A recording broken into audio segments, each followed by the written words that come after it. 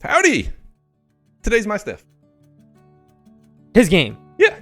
Game excited. Game like Indiana Jones and Uncharted and Assassin's Creed and Star Wars and every adventure thing you can think of. It kind of covers the whole gambit. I'm going to pull this a little bit closer so I can see because this didn't print great. It's like invisible ink. You should see our cheat notes. It's pretty rough. I need to get some new ink cartridges. Anyway, hi there. What's up, everybody? We're Favorite Chance. Stuff's down below if you want to join us in Discord and stuff. But without further ado, we're talking about Broken Compass. Broken Compass is a very fun, very unique game. I kind of shotgun blasted everything, but any cliche adventure action thing you can think of literally has a home in this very special game and system. I got in on the Kickstarter in the last wave. They do seasons where they release expansions books that take place in new settings, and that's usually what they bring to Kickstarter. The base game is the 1990s, right before smartphone era Nathan Drake. Yeah, it's Uncharted. It's very much Uncharted. The first expansion was the Golden Age, which is your Indiana Jones. The one after that was the Jolly Roger, which is Jules Verne, 20,000 Leagues Under the Sea. And that one was the Extraordinary Adventures. This game is all over the place. There's so many different, books, yes, but they have their own settings, but you don't need them. You don't. And if you understand the base kind of rules and concept of the primary, that's the only one you need. Segueing into the other themes. The extra books just make it easier to jump into that setting. There's a couple of tag changes for your skills and expertise and things like that. There's a couple of small rule changes or small additions to the rules, but it's very much something that you could extrapolate for yourself just from the base game. This game is very simple to learn. Straightforward. It's a D6 dice pool system. You play Yahtzee, kind of. Yeah, Yahtzee. Poker dice. So you don't have flushes, you don't have straight. Because you only have dice. Your pairs and your stuff like that. Your goal for challenges and dangers and things like that, you set whatever the tier for the challenge is, and then you have to get matching sets. So a basic challenge would be a set of 2. A critical challenge would be a set of 3, an extreme would be 4, and impossible would be 5. And if you ever happen to roll 6 of the same kind, you just succeed no matter what, and you become this paragon. You're the guy with the dumb luck. You become the spotlight, and everything just goes great for the rest of the scene for you. Every cliche action adventure story you've ever played and seen in any movie. They also had another book called a What If spin-off thing, and another one called Luck Tales. I'm going to spend just a couple seconds talking about those. The What If is extra settings and their own little small tweaks to the rules. They don't give you any kind of adventures in these. It's just a settings change and how you would adapt the game to play in these settings. And we, out of the 16, all of these, we kind of picked our 4, which kind of stand out to us. You've got the cyberpunk one, which is Blacklight. You've got your mods and stuff, very Deus Ex, very cyberpunk, very cyber noir kind of. They do a good job with it. Yeah, it's really, really cool. So if you're like, I want to play cyberpunk, but it seems too complex, just very good, very good entry point. And then you've got your X-Files or Delta Green-esque kind of thing going on. This is your urban legend stuff, the things that go bump in the night, but in real life that are being kind of investigated and checked out by your average Joes for the most part. And the 2 I wanted to mention is the Fantasy Quest, which is your typical high fantasy D&D kind of a thing. But what makes it unique is this one has magic in it that the other one doesn't. Other games don't really have. And then the other one is the Good Boys. This is your four-legged friends or your Homeward Bound the tabletop, dude. That's exactly what it is. But they have rules for snakes and fish and things like that too, which is really cool. Man, that would be a lot of fun. It would be a lot of fun. That's actually when I want to run. Little dogs running around. You got a little mouse buddy. Little ratatouille action. Yeah, hamster.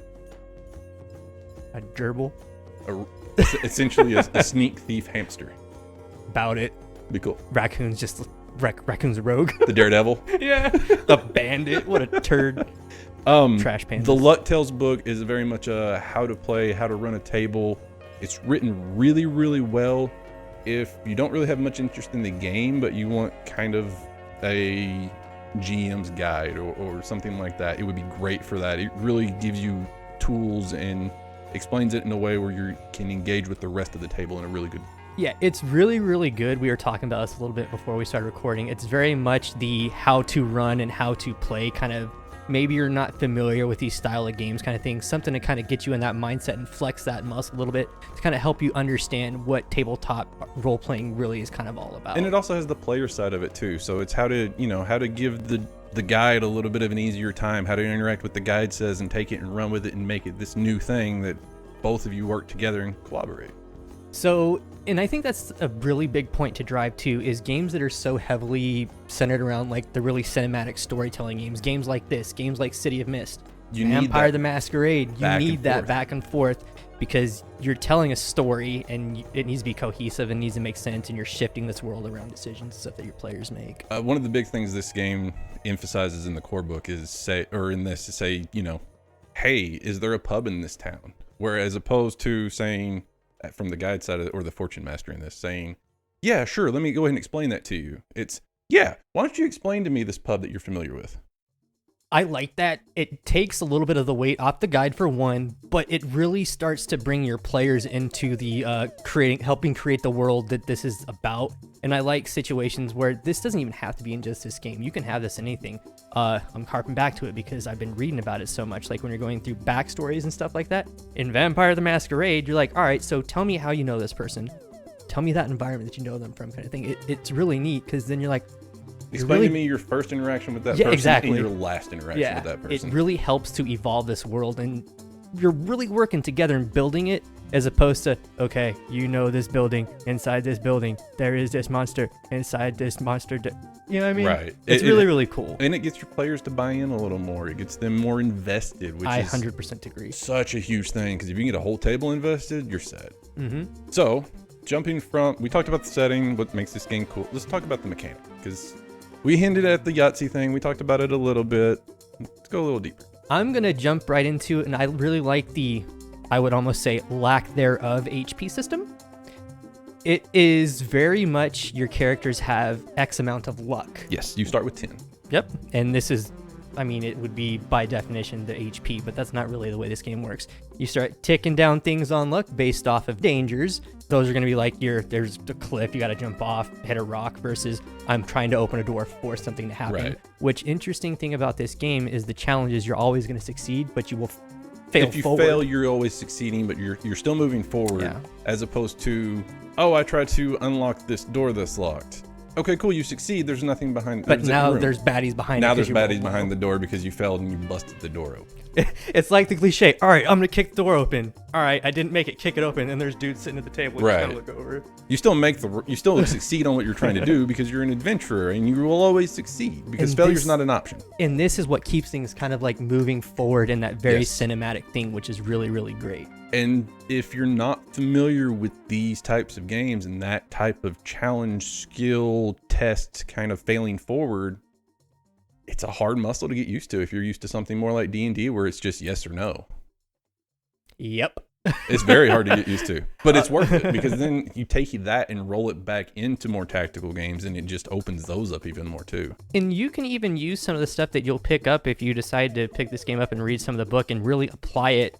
And maybe you already are kind of like indirectly in some of the games you're currently playing, like the conversation you and I had. You're like, oh, well, we kind of do this, but the way it's worded, you're just like, it's so much easier to understand and really puts things into great perspective. But your luck goes out. You basically have these 2 coins, which I kind of look at as your lives. You flip the coin, you live regardless, but you may lose the coin. So if it comes up tails, you succeed. Everything goes off fine. You keep the coin. Yep. If it comes up heads, everything succeeds. You're fine. But you lose the coin. So now you don't have that option. And you can have any number of coins. Coins are very rare. They're hard to get. You start with 1. Unless you are a true adventurer, which goes into the character creation, and then you get 2. And that's the only way to get 2 at the start. And you can even use these coins as like a point of currency to buy certain things that will help you progress your character and make them better things. You can remove detrimental effects. You can instant get like a force like a 4 of a kind of thing for your matches, which takes care of anything below that instantly. So it's pretty strong to spend a coin, but at the same time, if you spend a coin, you run the risk of not having that coin when you need it for your health. It's like your the luck. Hail Mary pass kind of. Yeah. Like big payoff, but.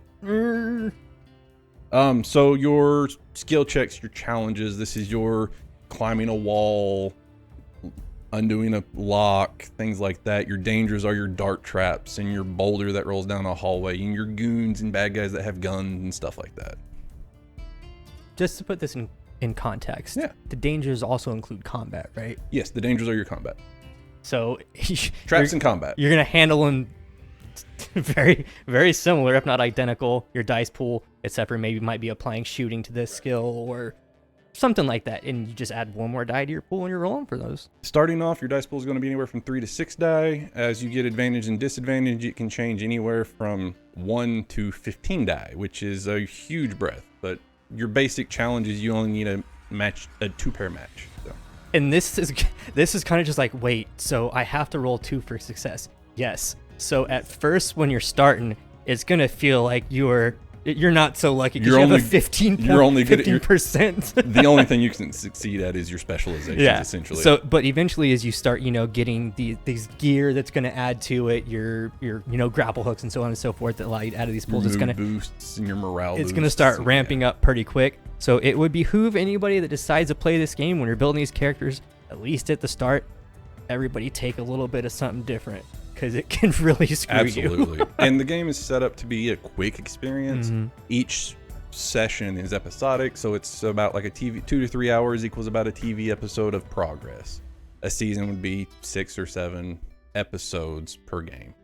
So if you're into things like Uncharted, The Librarians, anything of that sort, Assassin's Creed, definitely recommend checking this out. It's super unique and it's super fun. Or if you're just looking for a new system with a new dice pool setup and something different to engage with, the core of this is really cool. And very simple. And very fast. But yeah, that's Broken Compass. Until next time, everybody, stay awesome, be excellent, and love each other. Peace. We'll see you.